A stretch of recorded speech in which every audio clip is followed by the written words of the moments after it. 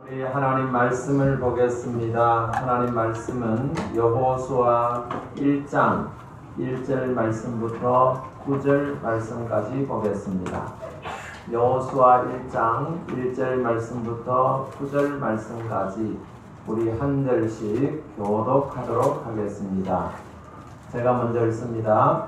여호와의 종 모세가 죽은 후에 여호와께서 모세의 수종자 눈의 아들 여호수아에게 말씀하여 이르시되 내 종 모세가 죽었으니 이제는 이 모든 백성과 더불어 하리라. 이 요단을 건너 내가 그들고 이스라엘 자손에게 정복을 떠나노라. 내가 모세에게 말한 바와 같이 너희 발바닥으로 밟는 곳은 모두 내가 너희에게 주었노니 곧 가나안 이 예루살렘에서부터 누구나 못 이스라엘 땅까지 내 족속의 온 땅과 또 민족적 대까지 너희에게 공헌하리라. 내 평생에 너를 능히 대적할 자가 없으리니 내가 모세와 함께 있었던 것 같이 너와 함께 있을 것임이니라. 내가 너를 떠나지 아니하며 버리지 아니하리니 하나도 담대하라. 너는 너와 그들의 조상에게 맹세하여 그들에게 주리라 하는 이 백성에게 차지하게 하리라.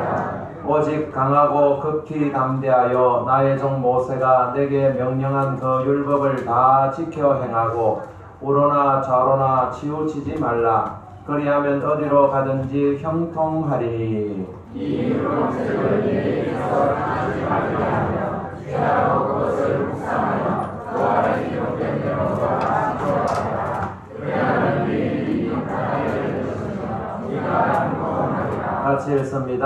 내가 내게 명령한 것이 아니냐. 강하고 담대하라. 두려워하지 말며 놀라지 말라. 네가 어디로 가든지 네 하나님 여호와가 너와 함께 하느니라 하시니라.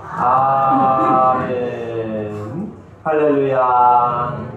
우리 앞뒤로 좌우로 이렇게 인사했으면 좋겠습니다. 강하고 담대합시다. 한번 인사하시죠. 강하고 담대합시다. 강하고 담대합시다. 할렐루야. 오늘도 강하고 담대함으로 여러분의 인생의 모든 막혔던 것들이 울리고 형통한 역사가 일어나기를 소원합니다. 민수기를 이제 마치고 신명기는 사실은 앞에 했던 그 교훈들을 반복해서 하는 내용이기 때문에 신명기를 넘어서서 여호수아서를 계속해서 보게 됩니다.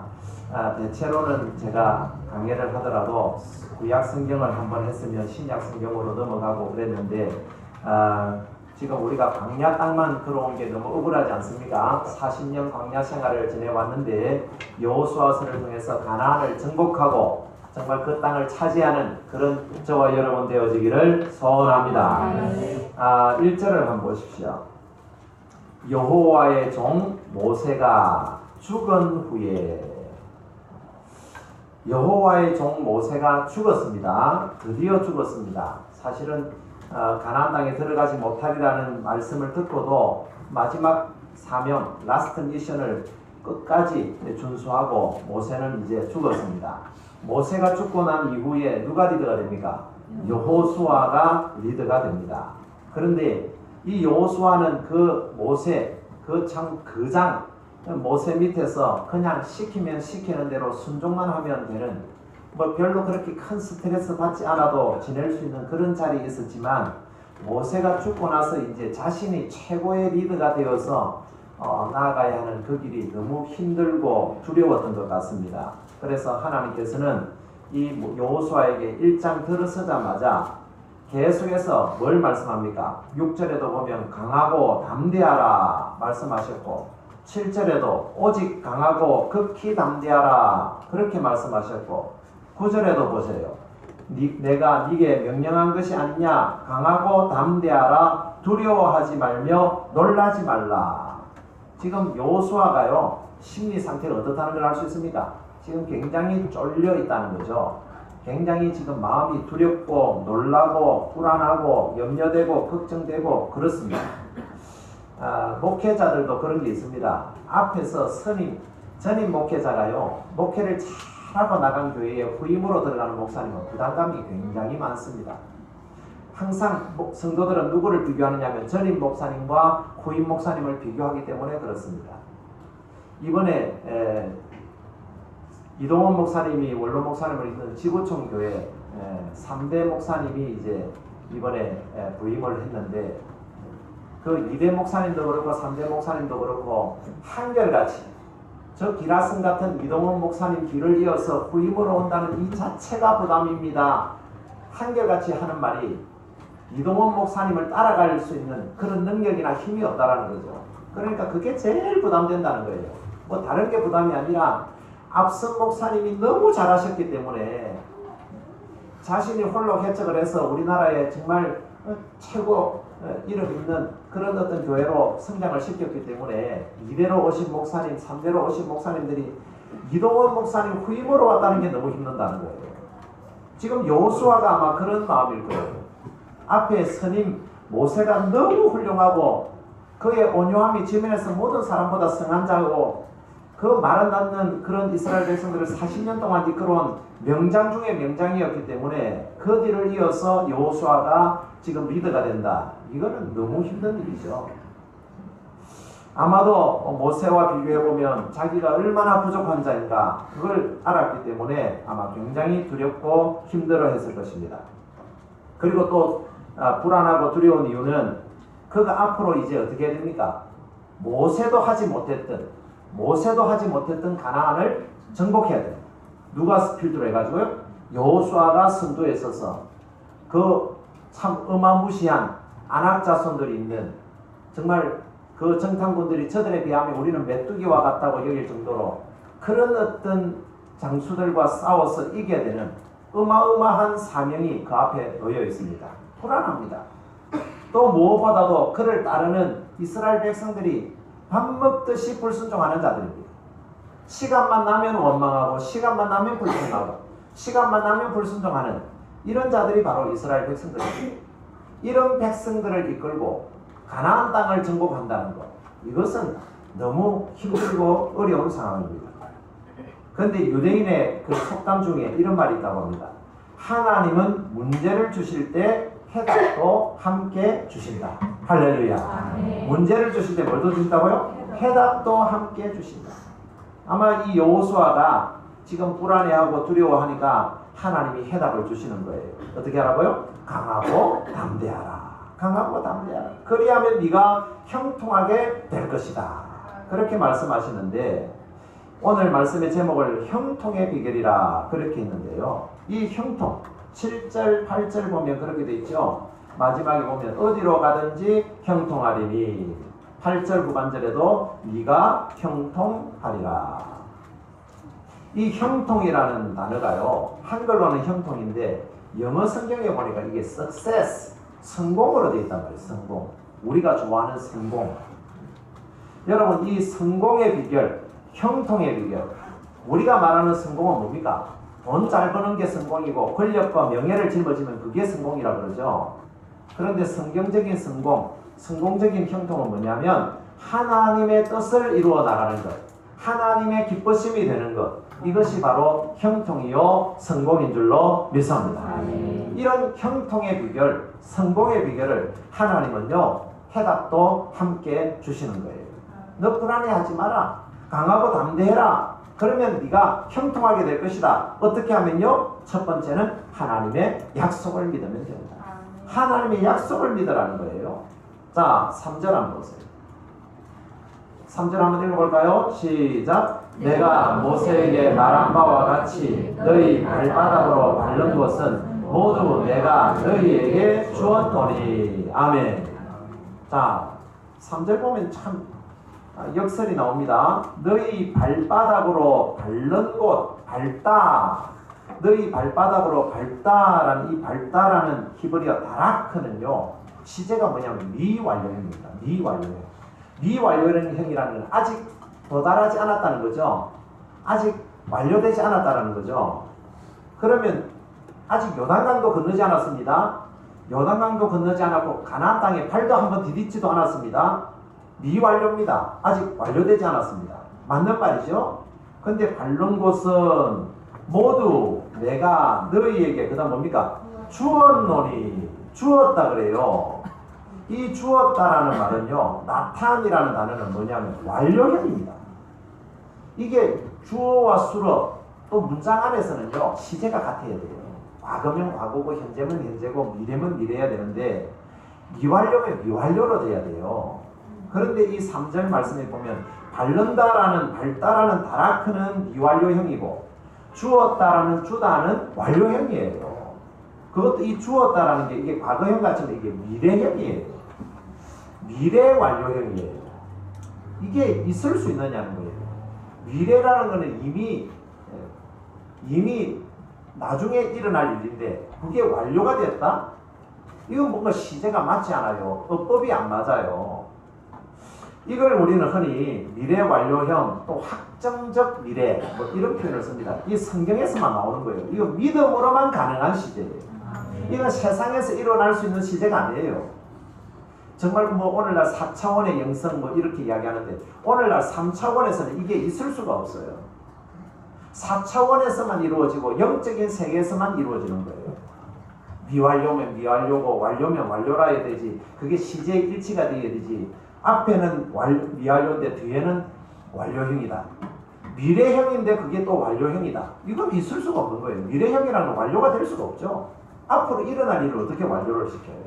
근데 믿음으로 바라보면 미래에 일어날 일도 과거까지도 당겨낼 수 있는 것이 바로 믿음인 줄로 믿습니다. 히브리서 11장 1절에 믿음은 바라는 것들의 실상이요 보지 못하는 것들의 증거니 그랬잖아요. 보지 못하는 것, 바라는 것들은 다 미래형이죠. 그런데 바라는 것들의 증거고 보지 못하는 것들의 증거예요. 실상이 돼요. 그건 뭐냐? 그건 믿음의 눈으로 볼 때만 가능한 것이지 현재의 눈으로는 절대 불가능한 거라는 거죠. 그래서 이 구원의 시제도 우리가 교리를 공부해보면 구원의 시제도 그래요. Already, not yet. 이게 구원의 시제인데 이미 우리는 영생을 얻었습니다. 그러죠. 성경에는. 네가 이미 영생을 얻었느니라 완료형으로 말하죠. 그런데 not yet. 그러나 아직도 온전한 영생을 얻지는 못했다. 우리가 죽어서 이제 천국에 가야 영생을 얻는데 그럼에도 불구하고 예수님도 복음서에도 너희들은 영생을 얻었다 라고 말하는 거예요. 역설 같지만 이거는 믿음으로만 할 수 있는 그런 것이라는 거죠. 그래서 4절 보세요. 4절에 보면 광야와 이 레바논에서부터 큰 강 곧 유브라데 강까지 해 쪽서의 온 땅과 또 해 지는 쪽 대해까지 너희의 영토가 되리라. 유브라데 강은 저 이라크 지역입니다. 지금 이라크 지역이고 해 지는 쪽 대해는 지중해입니다. 애국까지죠. 한마디로 이라크에서 이집트까지 그까지 뭐가 된다고요? 너희의 영토가 되리라. 실제로 언제 이루어집니까 이게? 실제로 어느 왕 때요? 솔로몬 왕 때 이것이 성취되어집니다. 믿음의 눈으로 바라보고 하나님의 약속을 믿을 때에 하나님의 때에 그것이 그대로 성취되어질 줄로 믿습니다. 중요한 것은 하나님의 약속을 우리는 이 신약과 구약이 다 하나님의 약속입니다. 약자가 이게 약속이라는 뜻이죠. 하나님의 약속을 우리는 날마다 읽고 듣고 보고 합니다. 그러면 이 하나님의 약속은 수없이 많은데 이것을 보고 읽을 때마다 중요한 건 이걸 어떻게 해요? 믿는 것이 문제입니다. 내가 이걸 믿느냐 안 믿느냐에 따라서 인생은 달라질 수 있다. 형통한 삶이 될 수도 있고 불통한 삶이 될 수도 있다는 거예요. 여러분 하나님의 약속을 우리가 보고 읽고 들을 때마다 그것을 믿을 수 있게 되기를 소원합니다. 그래야 형통한 삶을 살 수 있어요. 예수님께서 무리를 걸어오십니다. 베드로가 예수님을 보고 주시어든 나를 물리로 걸어오라 하소서 그럽니다. 그러니까 예수님이 컴온 걸어와 그럽니다. 그래서 베드로가 용기가 대단하죠. 무리로 뛰어듭니다. 근데 처음에는 물이 안 빠져요. 무리를 몇 발짝 걷습니다. 근데 바람이 불어오니까 그게 두려워서 그만 물을 받아보다가 빠져버리죠. 그러니까 예수님께서 즉시 손을 내밀어 건지시면서 붙잡으시면서 하시는 말씀이 뭡니까? 믿음이 적은 자여, 믿음이 작은 자여, 어찌하여 의심하였느냐. 그러죠. 여러분 믿음을 가지면 물 위도 걸을 수 있는 줄로 믿습니다. 왜냐하면 예수님이 오라 했거든요. 오라 하는 약속을 믿었으니까 물 위를 걸었는데 그걸 믿지 못할 때 물에 빠져버렸단 말이에요. 하나님의 약속을 믿는 자에게는 형통한 삶을 삽니다. 물 위를 걷는 기적 같은 역사가 일어날 줄로 믿습니다. 근데 그걸 믿지 못하면 물에 빠지는 거예요. 불통의 삶을 살아갈 수밖에 없다. 그래서 형통의 비결 첫 번째는 뭐냐? 하나님의 약속을 믿어야 된다. 두 번째는 뭘 해야 되느냐면 하나님이 우리와 함께 하심을 믿으라는 겁니다. 하나님이 우리와 함께 하심을 믿으라. 5절 한번 보세요. 5절 보면 5절 같이 읽어봅시다. 5절 시작. 내 그릇에 너를 능히 대신할 자가 없으니 네가 모세와 함께 있었던 것 같이 너와 함께 있을 것입니다. 내가 너를 떠나지 아니하며 버리지 아니하리니. 아멘. 내가 모세와 함께 있었던 같이 뭐요? 너와 함께 있을 것이다. 하나님께서 부르실 때에 그랬죠? 문제를 주실 때 해답도 함께 주신다 그랬는데 하나님이 해답을 어떤 해답을 또 주십니까? 내가 너와도 함께 하겠다. 두 번째 해답입니다. 첫 번째는 내가 약속을 했으니 그걸 믿어라. 두 번째는 내가 함께 하심을 믿어라. 이겁니다. 내가 아무리 부족하고 연약해도 하나님께서 함께 하시면 어떤 일도 형통하게 이길 수 있는 줄로 믿습니다. 왜냐하면 다윗이 골리앗과 싸울 때에 어떻게 했습니까?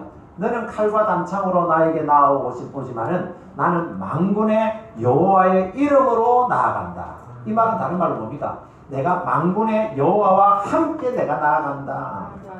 그래서 너는 크고 힘도 세지만 나는 약하고 부족하고 어리지만 그러나 내 뒤에는 하나님이 함께 하셔서 하나님은 전능하신 하나님, 엘샤다이의 하나님, 못할 것이 없는 하나님, 불가능이 없으신 하나님, 그 하나님이 나와 함께 하시기 때문에 너는 이제 죽었다는 거예요. 너는 죽었다 이제. 다윗은 당당하게 나아가서 승리하게 된 줄로 믿습니다.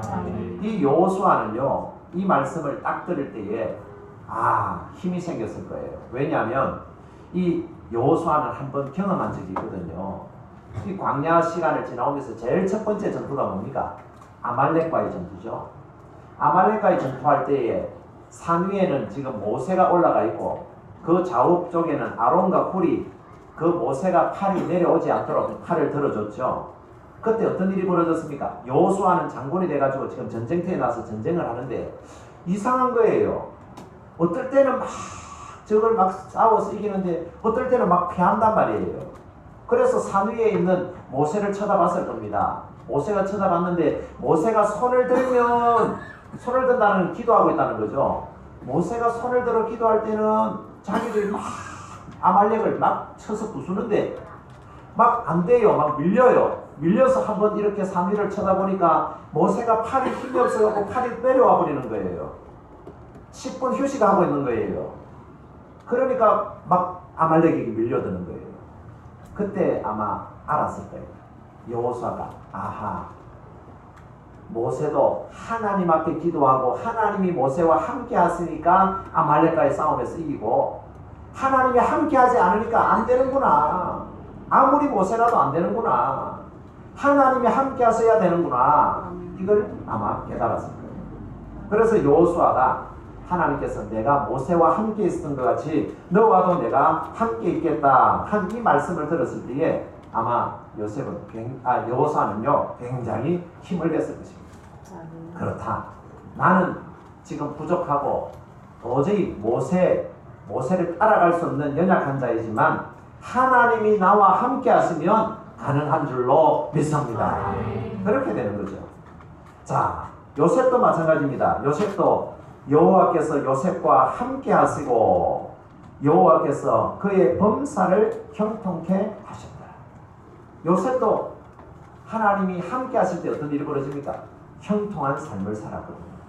그러니까 여러분 우리가 하나님과 함께 있을 때 진정한 형통이 있는 줄로 믿습니다. 파스칼은 이런 말을 했습니다. 하나님을 만나지 못한 인생은 불쌍한 우주의 보화다. 참 느낌이 오죠. 하나님을 만나지 못한 인생. 그 말은 하나님이 함께하지 않는 인생은 어떻다고요? 불쌍한 우주의 보화다. 여러분, 우리가 불쌍한 우주의 고아가 되지 않으려면 하나님과 오늘처럼 함께하는 축복이 있기를 소원합니다. 하나님께서 그렇게 말씀을 하셨죠. 내가 너를 고아와 같이 버려두지 아니하겠다. 요한복음 14장 18절에 내가 너희를 고아와 같이 버려두지 아니하겠다. 우리가 하나님을 예배하고 하나님과 함께하면 하나님은 결코 우리를 고아처럼 버려두지 않을 줄로 믿습니다. 다윗이 그랬죠. 다윗이 시편 51편에서 바세바를 범하고 나서요, 그가 나단 선지자의 책망을 받고 그 자리에서 무릎을 꿇으면서 그랬죠. 성령이 내게서 떠나지 않게 해달라. 다윗이 제일 두려웠던 게 뭐냐? 다윗은요, 대적을 두려워하지 한 게 아니에요. 대적을 두려워하고 골리앗을 두려워한 게 아니고 다윗이 두려워했던 것은 전능하신 하나님, 자기와 함께 하셨던 하나님께서 자기를 떠나는 것이 가장 두려웠다. 여러분, 돈이 없어지는 게 두려운 게 아니에요. 건강을 잃는 게 두려운 게 아니에요. 사람이 떠나는 게 두려운 게 아니에요. 하나님이 떠나는 것이 가장 두려운 것인 줄로 믿으시기를 소원합니다. 다윗처럼 그래야 돼요. 근데 우리는 하나님은 떠나도 돈이 떠나면 안 되죠. 하나님은 떠나도 사람이 떠나면 안 되죠. 하나님이 함께 하시면 모든 것이 우리의 것이 되는 줄로 믿습니다. 여러분, 이스라엘을 40년 동안 누가 인도했습니까? 이스라엘 40년, 광야 40년을 모세가 인도했습니까? 하나님이 인도했습니까? 그런데 놀랍게도 사람들은 모세가 인도한 것 같아요. 여호수아 역시도 모세가 인도한 것 같이 느끼는 것 같아요. 그래서 모세가 죽은 후에 이렇게 낙심하고 있잖아요. 모세라면 할 수 있었을 텐데 난 못한다. 아니잖아요. 모세가 40년을 이끌어온 것이 아니라 누가 이끌어왔다고요? 하나님이 이스라엘 백성들을 이끌어오셨다. 그러므로 모세는 없어도 하나님이 없으면 안 된다는 거예요. 근데 하나님이 없어도 모세만 있으면 되는데 이건 아니라는 거예요. 모세는 죽어도 어쩔 수 없습니다. 우리 인생은 한 번은 죽는 거예요. 다 한 번은 가요. 아무리 유능하고 아무리 똑똑하고 아무리 잘난 사람도 죽습니다. 그러나 하나님은 영원하신 줄로 믿습니다. 하나님이 우리와 함께 하셔야 돼요. 하나님을 붙들어야 된다는 거죠. 종교개혁을 했던 루트가요, 종교개혁을 하다가 너무 심각한 좌절에 빠져버렸습니다. 큰일을 하다 보면 좌절감에 빠지기도 하죠. 너무 좌절에 빠져가지고요, 2층에 자기 방에 들어가죠. 두문불출하고 나오지도 않고 끙끙거리고 있는 거예요. 그러니까 루트의 아내가 소복을 입었어요. 사람이 죽으면 입는 장례식 때 입는 그런 소복을 입고요, 자기 남편 루트의 방으로 들어갔습니다. 루트가 자기 아내의 모습을 보고 깜짝 놀랐습니다. 아니, 누가 돌아가셨어? 그러니까 예, 하나님이 돌아가셨습니다. 그런 거예요. 아니, 이 사람아, 하나님이 왜 돌아가는가? 하나님이 어떻게 돌아가실 수 있는가? 당신을 보니까 하나님이 돌아가신 것 같습니다. 당신이 이렇게 절망하고 이렇게 좌절하는 걸 보니까 하나님이 돌아가셨으니까 이러지, 당신은 이럴 사람이 아닙니다. 여러분, 루트가 그 아내의 지혜로운 그 모습을, 퍼포먼스를 보고요, 힘을 냈다는 거 아닙니까? 자기가 환경을 보고 형편을 보니까 좌절이 돼요. 낙심이 돼요. 절망이 돼요. 어떻게 할 줄을 몰라요. 그런데 아내가 가르쳐주죠. 하나님은 지금도 살아계십니다. 하나님은 지금도 살아계십니다. 하나님이 살아계시는데 왜 당신이 좌절하나요? 하나님이 살아계시는데 왜 절망하나요? 그런 웅변이 아니겠습니까? 소리 없는 아우성이 아니겠습니까? 천재와 바보는요, 종이 한 장 차이라고 그러죠. 축복과 저주는요, 띄어쓰기 하나 차이. 죄송합니다. 영어로 God is nowhere 하면 하나님은 어디에도 안 계십니다. God is nowhere. 하나님은 어디에도 안 계십니다인데요, 이 nowhere이라는 이 단어를요, 단을 딱 쪼개가지고 띄어쓰기만 하나 하면 어떤 문장이 되냐면 God is now here. Now here. Now here 뭡니까? 하나님은 지금 여기 계십니다. 띄어쓰기 하나에 따라서요, 축복과 저주가 나뉘어요. God is nowhere 하면 하나님은 아무 곳에도 계시지 않습니다. 우주를 가봐도 하나님이 안 계십니다. 소련의 우주 여행사가 그랬죠. 우주에 가봤더니 하나님 안 보이더라. God is nowhere. 근데 하나님을 믿는 그런 사람들은 어떻게 하면 암스트롱 같은 사람은 God is now here. 하나님은 여기에 지금 있습니다.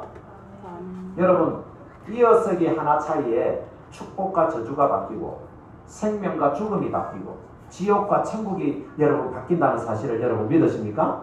오늘 저와 여러분들이 그 띄어쓰기 한 번만 잘하면 여러분 우리의 인생이 형통하게 되어질 줄로 믿습니다. 마지막 세 번째로 형통의 비결은 뭐냐면 이제 말씀에 순종하라는 거예요. 말씀에 순종하라. 7절 보세요.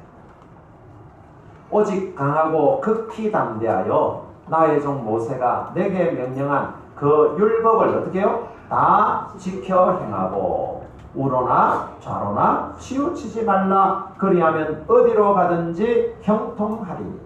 8절에도 보면 이 율법책을 내 입에서 떠나지 말게 하며 주야로 그것을 묵상하여 그 안에 기록된 대로 다 지켜 행하라. 그리하면 내 길이 평탄하게 될 것이며 내가 형통하리라. 여러분, 첫 번째는 뭡니까? 하나님의 약속을 잘 믿어야 된다 그랬죠. 두 번째는요, 하나님이 우리와 함께 하심을 믿어야 된다 그랬죠. 약속을 믿고 하나님이 함께 하심을 믿으면 나타나는 결과가 뭐냐? 강하고 담대합니다. 강하고 담대해집니다. 근데 그 강하고 담대함으로만 될까요? 강하고 담대하면 이길까요? 형통할까요? 아니에요. 그 강하고 담대함은 뭘 위해서 강하고 담대함을 주시느냐면 여러분 이게 핵심이에요.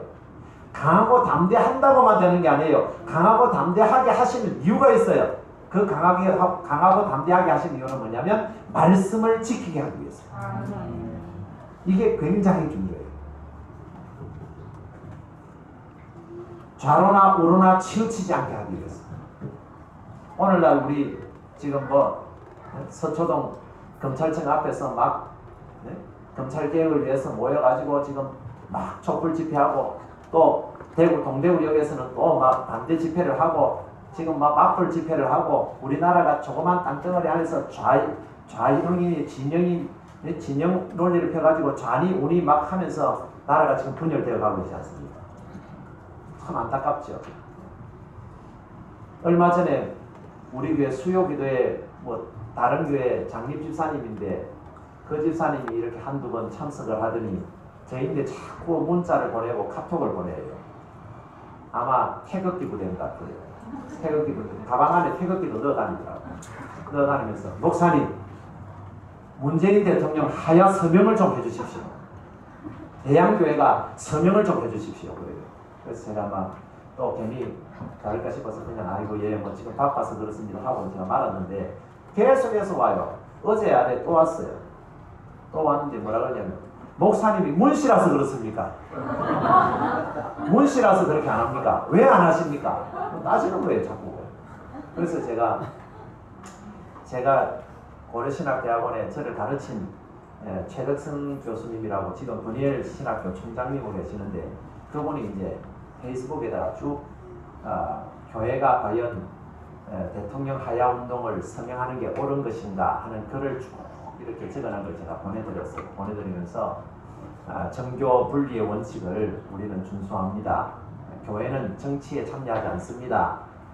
그러면서 보냈는데 여러분 저는 좌도 아니고 우도 아니에요. 저는 문파도 아니에요. 저는 주사파입니다. 주사파가 무슨 영? 주체사상파가 주사파가 아니고 우리는 주님을 사랑합니다. 할렐루야. 주님을 사랑합니다. 하나님의 말씀에 우리가 순종하는 파지 뭐 좌파냐 우파냐 뭐 문파냐 이게 아니라는 거예요. 하나님의 말씀이 중요하다는 거죠. 여러분들도 주님을 사랑하는 주사파가 되어지기를 소원합니다. 그렇게 되기 위해서는요 뭐가 필요냐? 강하고 담대함이 필요해요. 강하고 담대하지 않으면요 좌파에 흔들리고 우파에 흔들리고 문파에 흔들리는 거예요. 그래서 오늘 본문에 보세요. 좌로나 우로나 치우치지 말아라. 여러분 좌로나 우로나 치우치지 않는 게 쉬운 것 같아요? 어렵습니다. 하나님 말씀을 붙잡는 게 쉬운 것 같아요? 어렵습니다. 다윗은 솔로몬에게요 유언을 했는데 뭔지 아십니까? 힘써 대장부가 되라. 힘써 대장부가 되라. 힘써 대장부가 되라는 거는 네가 막 대장부같이 힘을 길러가지고 막 식스팩을 만들고 나중에 전쟁하면 너 나가서 나처럼 막 장수가 돼가지고 적군들을 막 수십 명을 죽이고 수백 명을 죽이고 이런 대장부가 되라는 게 아니에요. 우리가 착각하고 있어요. 대장부가 되라는 게 뭐 전쟁을 잘하는 대장부가 되라는 게 아니에요. 성경을 쭉 읽어보면 열왕기상 3장에 보면 우리가 잘 아는 내용이 나옵니다. 1,000번제를 드리고요. 하나님께서 너에게 뭘 줄까? 뭘 줄까 그러죠. 그때 솔로몬이 뭐라 그럽니까? 나에게 지혜로운 마음을 주사. 지혜로운 마음을 주사 선과 악을 분별하게 하소서. 그래요. 그 지혜로운 마음을 주사. 그래서 우리는 솔로몬 하면 무슨 왕이라고 생각합니까? 지혜의 왕. 그래서 제가 인터넷 검색을 해봤어요. 솔로몬 학원 해보니까 솔로몬 영재학원, 솔로몬 수학학원, 솔로몬 속셈학원, 솔로몬 무슨 학원. 전부 다 학원들 앞에요. 이름이 솔로몬이 많이 붙어요. 여러분 솔로몬의 지혜는요. 그런 공부 잘하는 지혜가 아니에요. 우리가 착각하는 거예요. 솔로몬은 무조건 지혜. 그래서 우리 자녀들을 위해서 기도할 때도 하나님 우리 자녀에게 솔로몬과 같은 지혜를 주옵소서 하는데 그걸 공부 잘하는 뜻이거든요. 그거 아니에요 여러분. 말씀을 잘 알아야 돼요. 근데 예전에는 나에게 지혜로운 마음을 주사 그렇게 표현됐는데 이번에 개역개정판 여러분 열왕기상 3장에 보게 되면 뭐라고 되어 있냐면 저에게 듣는 마음을 주사. 완전히 다르죠. 지혜로운 지혜의 왕이 아니고 그러면 우리가 성경적으로 하면 뭐냐? 솔로몬은 듣는 왕이에요. 듣는 왕이에요. 그 듣는 게 뭘 듣는 거냐? 하나님의 말씀을 잘 들어서 선과 악을 분별하게 하소서. 그 말은 뭐냐면 하나님의 말씀의 기준으로 선과 악을 기준으로 삼아서 구별하게 해주십시오. 이겁니다. 이게 지혜고 이것이 바로 솔로몬의 장점이고 힘이죠. 솔로몬이 원했던 것은 뭐냐면 똑똑하게 해달라 이거 아니에요. 솔로몬이 했던 것은 똑똑하게 해달라 공부 잘하게 해달라 이게 아니고 하나님의 말씀이 선인지 악인지 이것이 하나님의 기준으로 선인지 악인지를 구별할 수 있게 해주십시오. 사람의 뜻이 아니라 사람이 선을 악을 구분하는 게 아니라 하나님의 말씀으로 선과 악을 구별할 줄 아는 그런 은혜를 주옵소서. 이걸 원했던 거예요. 그런데 사람들은 그걸 몰라요. 근데 여러분 오늘날 하나님의 말씀을 가지고 선과 악을 구별하게 되면요 힘들어요. 사람의 입맛에 맞춰서 선과 악을 해줘야요 사람들도 기뻐해요. 근데 하나님 이건 말씀입니다 하고 말씀입니다 하면요 사람들은 싫어하더라고요. 말씀대로 사는 사람을 싫어해요.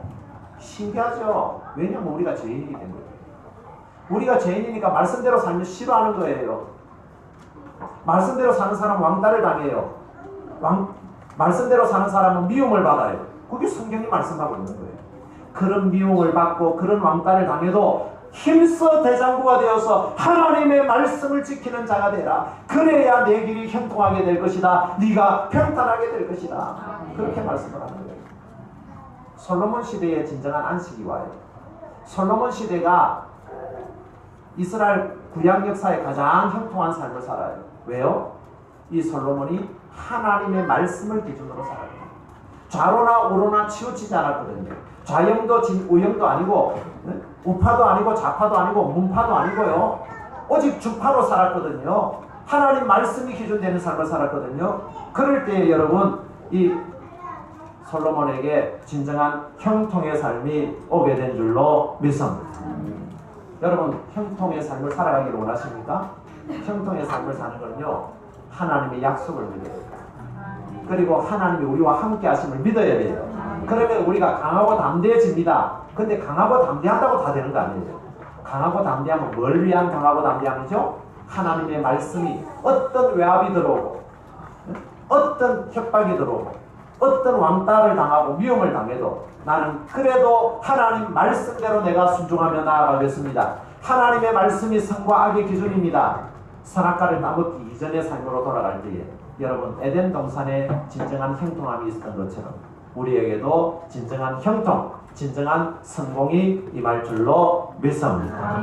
기도드리겠습니다.